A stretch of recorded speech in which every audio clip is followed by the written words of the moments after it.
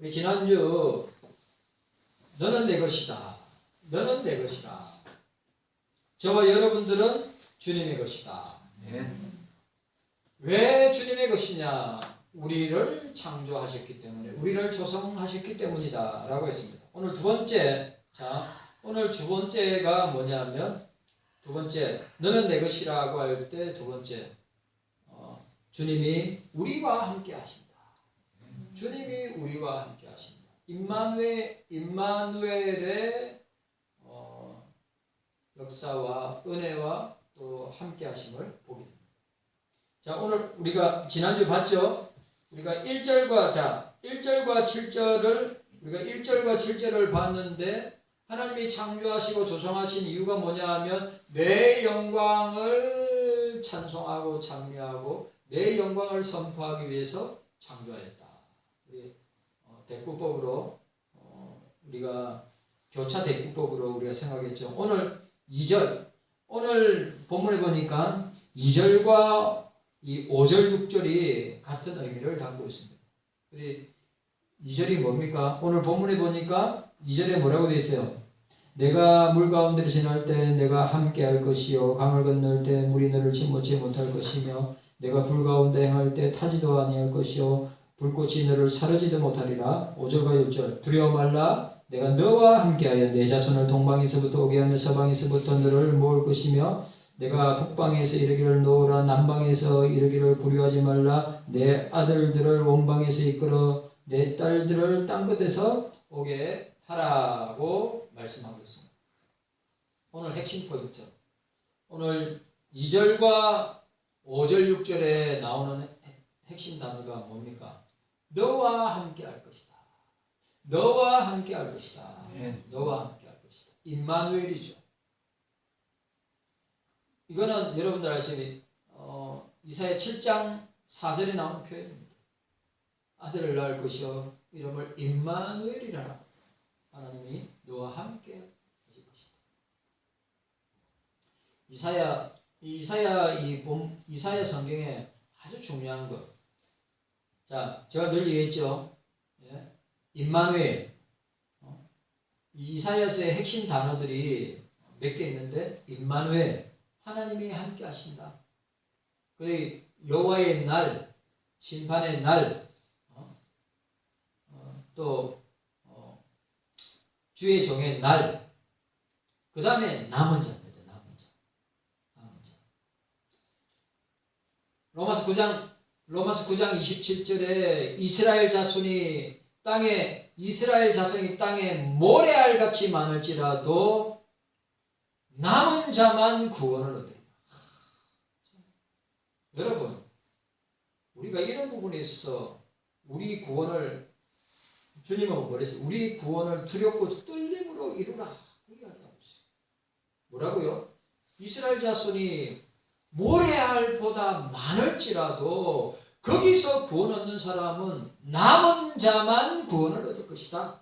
그래, 오늘 이사야서의 핵심 사상 중에 하나가 뭡니까? 남은 자 사상 아니면 남은 자, 주님을 향한, 하나님을 향한 자기 신앙을 끝까지 지키는 자, 남은 자 사상입니다. 그래, 사도 바울도 이사야의 글의 내용을 인용해서 뭐예요?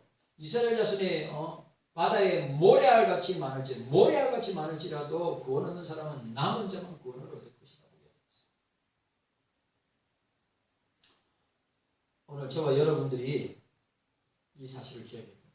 주님이 우리와 함께 하신다고 하는 것만큼 확실한 보장이 있는 거예요.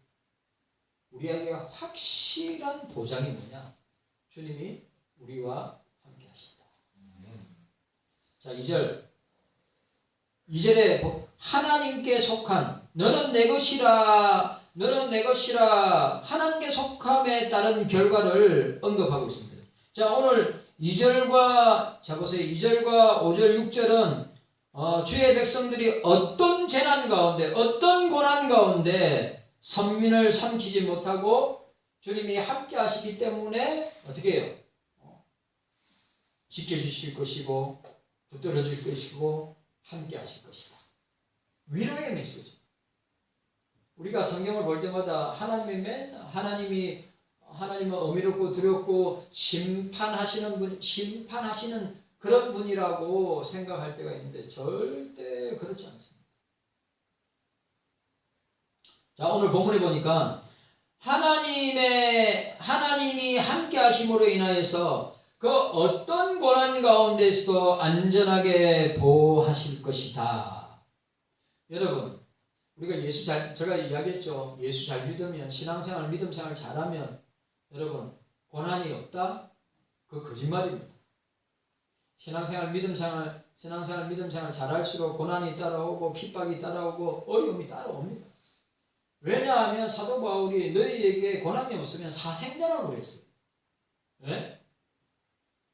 그러니까 여러분 평화의 시대를 살아갈 때 우리에게 아무런 어려움도 없고 또 핍박도 없고 시련도 없고 고난도 없고 아무런 문제가 없다. 그건 절대로 좋은 것이 아니란 말이에요. 주의 백성들은 하나님의 백성들은 어떻게 한다고요? 고난을 받으면 받을수록 핍박을 받으면 받을수록 시련을 당하면 당할수록 우리는 더욱더 주님을 붙들어야 됩니다. 주님을 붙들어야 돼요. 주님을 의지해야 돼요. 그리고 오늘 이 본문이 그런 겁니다. 여러분, 하나님의 백성들은 시련이 있습니다. 고난이 있습니다. 핍박도 있습니다. 그러나 하나님이 보호하신다. 하나님이 지켜주신다. 라고 하는 사실. 칼빈은 이 본문을 대해서 이렇게 주석을 달았습니다. 칼빈이 이렇게 얘기했어요. 여호와께서 우리를 구속하신 것은 사치나 정욕적인 쾌락을 즐기도록 하시기 위함이 아니라, 그러니까 우리를 구속하신 것은, 우리를 구원하신 것은, 우리를 죄 가운데 건져주신 것은 우리를 어떻게 해요? 예? 사치나 정욕적인 쾌락을 즐기도록 세상이 전부인 것처럼 살도록 하시기 위한 것이 아니라 이 말이죠. 온갖 공경도 능히 이겨낼 수 있도록 하시기 위함이다. 참 칼빈이 맞아요. 여러분, 예수 믿는다고 하는 것이 우리가 잘 먹고 잘 살고 평안하고 또 좋은 집에 좋은 환경에 돈 걱정 없이 살기 위해서 우리를 구원하신 것이, 구속하신 것이 아니라 오늘 칼빈이 이야기한 대로 온갖 공경에도 온갖 고난에도 온갖 핍박에도 능히 이겨낼 수 있도록 하시기 위해서 너는 내 것이라, 내가 너를 지명하여 불러내니 너는 내 것이라, 그렇게 이야기하고 있습니다. 구원하시기 위해서. 우리가 오해하면 안 됩니다. 진짜 여러분, 오늘 칼빈의 주석이 저는 정확한 주석이라고 생각해요.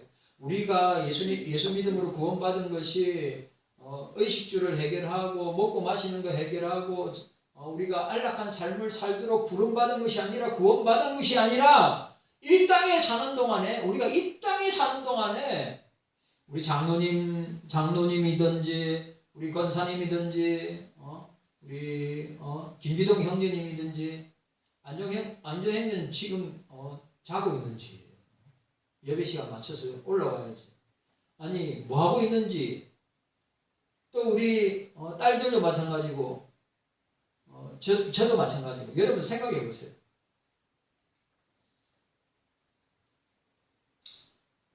우리가 안락하고 편안한 삶을 살기 위해서 우리를 부르신 것이 아니라 고난 가운데, 핍박 가운데, 시련 가운데, 온갖 환난 가운데 어떻게 해요? 네? 능히 이겨낼 수 있도록 하시기 위함. 그걸 아셔야 합니다. 제발 우리 원망하고 탓하지 말고, 나는 예수님 잘 믿는데 왜 나는 이렇게 살아야 됩니까? 나 예수님 잘 믿는데 왜 우리 가정에, 우리 자식들에게, 왜 내 개인에게 이런 어려움이 옵니까? 라고 반문하고 질문하기 전에 이런 고난을 통해서 주님께 더 가까이, 이런 시련을 통해서, 환난을 통해서 주의 말씀을 깨닫고 율례를 배우는 여러분들이 되셔야 합니다.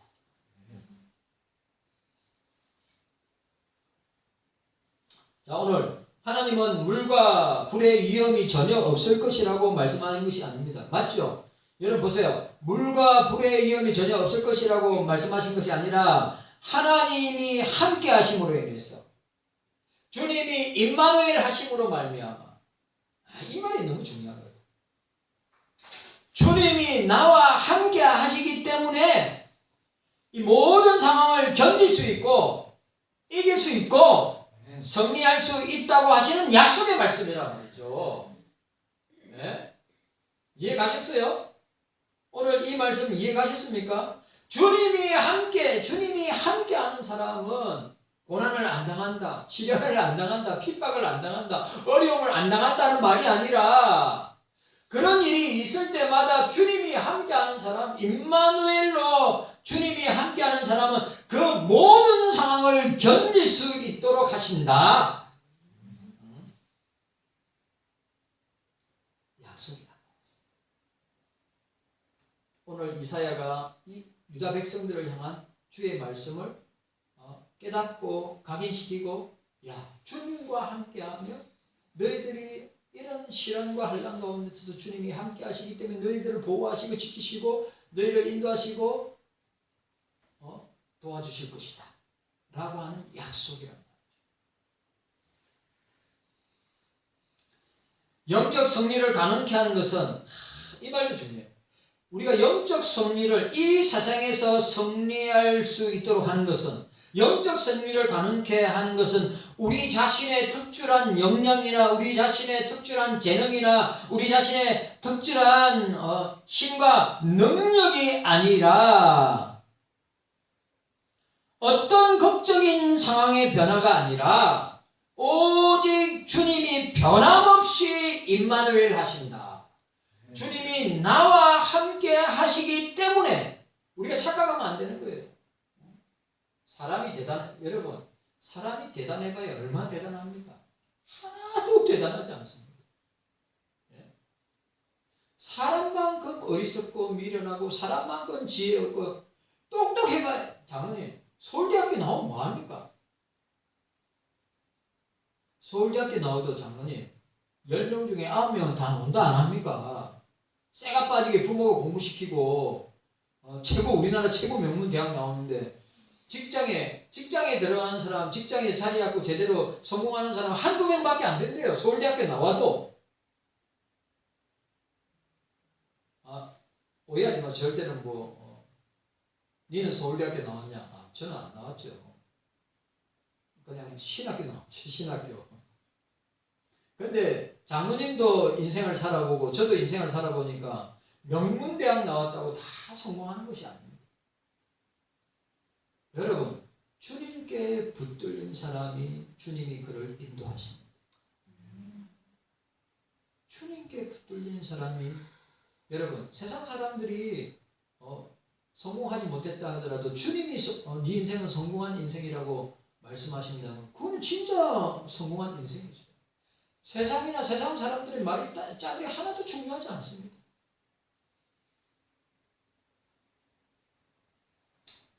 이 말이 너무 중요한 거예요. 우리가 영적으로 승리를 하기 위해서 우리 자신의 특출난 역량이나 특출난 힘이나 은사나 재능이 아니라 어떤 극적인 상황을 변화시키는 것이 아니라 뭐요? 오직 주님이 변함없이 나와 함께 하신다. 나와 함께 하신다. 주님, 장로님, 우리는 연약하고 우리는 시험에 잘 들고 죄의욕에 잘 빠져서 주님과 멀어질 때, 주님과 떨어질 때도 많이 있지만 주님은 어떻게 합니까? 주님은 여전히 우리를 붙드시고 우리를 함께 하신다는 사실이죠. 우리가 그걸 알아야 돼요. 사람들이 제일 나쁜 게 뭐냐면 주님은 그렇게 생각하는데 지는 그렇게 생각해가지고 온갖 것들을 갖다가 다 지 마음대로 했어요.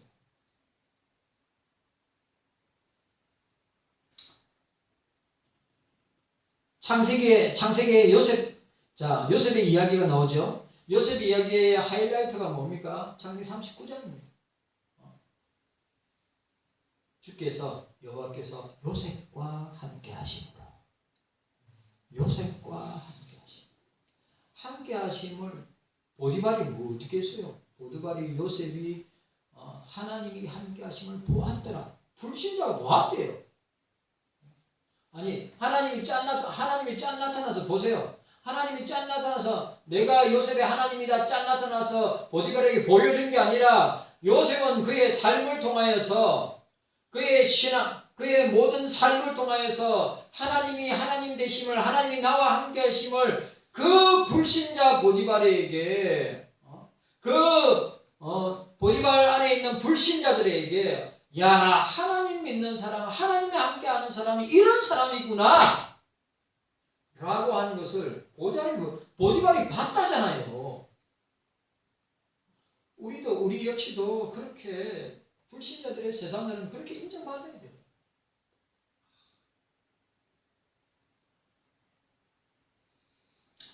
자, 오늘 본문 보세요. 물 가운데 지날 때, 불 가운데, 물 가운데로 지날 때, 불 가운데로 행할 때, 이는 극심한 위험이나 재앙을 표현하기 위해 자주 사용되는 언유적인 표현입니다. 이스라엘 백성들에게 매우 익숙한 표현이에요. 물 가운데 지난다고 하는 표현은 뭐가 생각납니다? 출애굽할 때 홍해를 건널 때 모습을 연관시킵니다. 물. 이스라엘 백성들은 물이라는 말에 좀 알러지 비슷한 게 있어요. 홍해 건널 때. 아니면 왜냐하면 애국의 모든 군대와 마병들이 다 어떻게 해요? 얼마 전에 여러분 아세요? 얼마 전에 성경은 역사적 사건이라고 하는 사실을 알 수 있는 것이 그것도 우리 메일 뉴스에 나왔어요. 장로님 홍해 바다 있잖아. 홍해 바다 굉장히 깊어요. 근데 그 깊은 홍해 바다에 2000년 아니지 모세 시대니까 한 3500년 전이죠. 그 병거 이집트 군사들이 말과 병거를 끌고 왔는데 그 병거들이 물에 수장되어 있는데 그게 3000년이 넘는 거래요. 그게 모세가 출애굽할 때 홍해를 건널 때 그 수레라는 거죠. 고고학자들 홍해를 감사하면서 홍해 깊이도 2000m. 그러니까 성경은 역사적 사건을 알려주는 계속 역사적 사건임을 실제임을 계속 고고학이나 과학을 통해서 계속 규명하고 나타나고 보여주고 있습니다. 자, 그리고 여호와는 당신의 백성을 버리지 않는다고 하는 것을 우리에게 보여주시는데 그들은 여호와를 포기할 수 이 말도 중요해요. 이스라엘 백성들은 하나님을 포기할 수 있지만 이사야 42장 18절에서 25절 그런데 주님은 그들을 포기하지 아니하신다. 여러분 우리는 시험 들거나 고난을 당하고 역경을 당하면 왜 나에게 이런 고난과 환난과 핍박을 주십니까 하고 하나님을 멀리하거나 하나님을 갖다가 떠날 때가 있다. 그래 오늘 이런 상황에 이스라엘 백성들은 여호와를 포기할 수 있지만 하나님은 그들을 포기하지 아니하신다.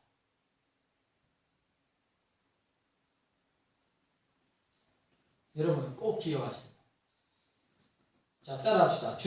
따라하세요. 주님은 우리를 포기하지 않는다. 우리는 주님을 여러분 내가 맨날 하는 소리잖아. 이렇게 손을 잡고 있는데 나는 손을 놓은 것 같은데 주님은 우리 손을 꼭 붙들고 있다. 이렇게 나는 주님의 손을 놓은 것 같은데 주님은 우리의 손을 꼭 붙들고 있다. 우리는 주님을 포기하는데 주님은 우리를 포기하지 아니하신다. 왜? 우리와 함께 하시기 때문에 임마누엘 하시기 때문에 그걸 아셔야 돼요. 자 5절과 6절 5절과 6절 함께 읽도록 하겠습니다. 5절과 6절입니다. 시작. 두려워 말라. 내가 너와 함께하여 내 자손을 동방에서부터 오게 하며 서방에서부터 너를 모을 것이며 내가 북방에서 이르기를 놓으라 남방에게 이르기를 구류하지 말라. 내 아들들을 원방에서 이끌어 내 딸들을 땅끝에서 오게 하라고 하였습니다. 이 말 참 재미있는 표현이. 자, 오늘 5절에도 말했어요. 내가 너와 함께하여. 오늘 2절에도 뭐라고 했습니까? 내가 너와 함께할 때. 자, 여기 보세요. 물 가운데 지날 때 함께할 것이고, 강을 건널 때, 불 가운데 행할 때,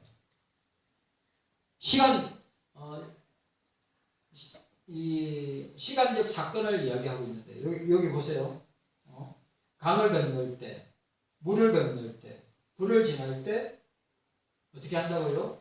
주님이 함께 하시기 때문에 구원해 주실 것이다.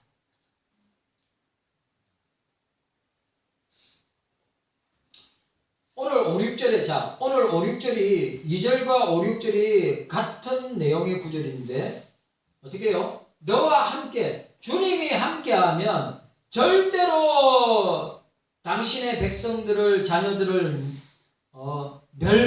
멸망에 처하도록 심판을 당하도록 아예 멸절당하도록 하지 아니하시고 함께 하실 것이다.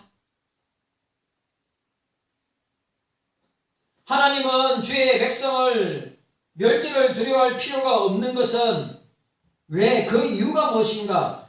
주님이 그들과 함께 하시기 때문이다. 두려워 말라. 너와 함께 할 것이라. 자, 오늘 보시기 바랍니다. 두려워 말라. 내가 너와 함께 할 것이다. 북이스라엘과 아람이 남유다를 위협할 당시에 아하스 왕에게 주셨던 말씀과 유사한 말. 내가 너와 함께 할 것이다. 이사야 7장. 내가 아하스 왕에게 이사야가 뭡니까? 자꾸 아스루하고 아람하고 북이스라엘과 아람이 남유다를 자꾸 위협하니까 당시 남유다의 왕이었던 아하스 왕에게 주셨던 말. 내가 너와 함께 할 것이다. 두려워하지 말라.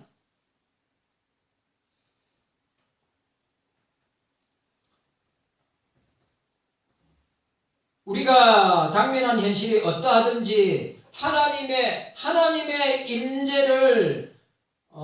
임재를 통하여서 하나님을 의지하는 모든 이들을 위해서 모든 상황들을 하나님이 조정하시고 변화시켜 주시고 역사하신다. 우리가 이거 믿어야 돼. 세상 사람들은 하나님의 백성이 절망적으로 흩어졌다 말할 수 있겠지만 하나님은 그 백성들과 함께 하신다. 그 모든 역경 가운데 그들을 해치고 그들을 다시 모으게 할 것이다 라고 말씀하고 있어요. 흩어지지만 하나님 또 모으실 것이다. 자, 오늘 여기 재밌는 단어가 나옵니다. 자, 보세요. 동방에서부터 보세요. 동방에서부터 서방에서부터 북방에서부터 남방에게 그리고 또 뭐가 나오죠? 땅 끝에 라는 표현이 나옵니다. 여호와께서 도처에 흩어진 이스라엘 자손을 본토로 인도하실 것을 약속하셨습니다. 이 말씀은 신명기 30장 3절과 6절에도 모세도 이와 같은 회복을 예언한 바가 있습니다. 자, 여러분 장로님, 자, 요 표현이 뭡니까? 동방에서, 서방에서, 북방에서, 남방에서, 그리고 땅끝에 있죠. 어떻게 됩니까? 바벨론의 멸망을 당하죠. 그죠? 바벨론의 멸망을 당해서 어떻게 합니까? 포로로 끌려갑니다. 그죠? 그리고 다시 돌아옵니다. 그러다가 어떻게 됩니까? 예수님 당시 AD 70년에서 AD 100년 사이에 어떤 일이 납니까? 로마의 디도 장군이 예루살렘을 함락하고 삥 둘러쳐서 어떻게 합니까? 거기에 삥 둘러쳐서 디도 장군이 거기에 있는 예루살렘에 있는 사람 100만 명 이상을 죽였어요. 그리고 어떻게 됩니까? 그들이 다 흩어집니다. 그리고 여러분들 아시죠? 빌라도가 예수님을 십자가에 예수님을 십자가에 못 박을 때, 죄 없는 예수님을 십자가에 못 박을 때 예수님의 이 핏값을 누가 감당하겠느냐 하니까 그게 있던 이스라엘 백성이 뭐래죠? 우리 자손들에게 돌리서 예수님의 핏값의 결론이 뭡니까? 2000년 동안 그들은 흩어져 삽니다. 그런데 오늘 이 말씀 보여요. 동방에서부터 서방에서부터 북방에서부터 남방에서부터 땅끝까지 모을 것이다. 어떻게 됩니까? 1948년도에 이스라엘이 독립하는데, 자, 바벨론 포로로 흩어졌죠. 그 다음에 예수님의 십자가 못 박는 것 때문에, 그리고 AD 70년과 100년 사이에 AD 70년이 돌 위에 돌 하나 남지 아니하고 예루살렘 성전과 예루살렘이 완전 무너진다 했죠. 그러면서 100만 명 이상이 죽고 그 예루살렘에 있던 사람들이 다 전 세계로 흩어집니다. 그런데 어떻게 해요? 오늘 이사야는 동방에서 남방에서 북방에서 서방에서 땅끝에서 너희들을 모을 것이다. 이 이사야의 예언이 언제 이루어집니까? 2700년이 흐른 뒤에 1948년도에 우리나라가 1948년도에 대한민국이라는 국호를 가지고 독립을 했죠. 해방은 1945년도 맞았지만 정식 국가를 세운 것은 1948년도인데 이스라엘도 1948년도에 독립을 선언합니다. 오늘 이 예언의 말씀을 그대로 어떻게 해요? 이루어지는 것을 보여요. 여러분, 성경 말씀은 하나도 땅에 떨어지지 않고 다 이루어집니다. 네. 오늘 이사야의 이 말씀 기가 막힌 말씀. 동방에서 서방에서 남방에서 북방에서 땅끝에서 내 백성을 모을 것이다. 그런데 이 장면이 곧 어디에서 일어납니까? 그리스도의 재림을 통해서 남은 자들, 주님으로 말미암아 택감을 받고 구원받은 자들을 주님께서 재림하실 때 모으실 것이다 라고 하는 것을 우리에게 보여주고 있습니다. 오늘 저와 여러분들에게 깨닫는 은혜가 있으시기를 바랍니다. 주님 감사합니다. 오늘도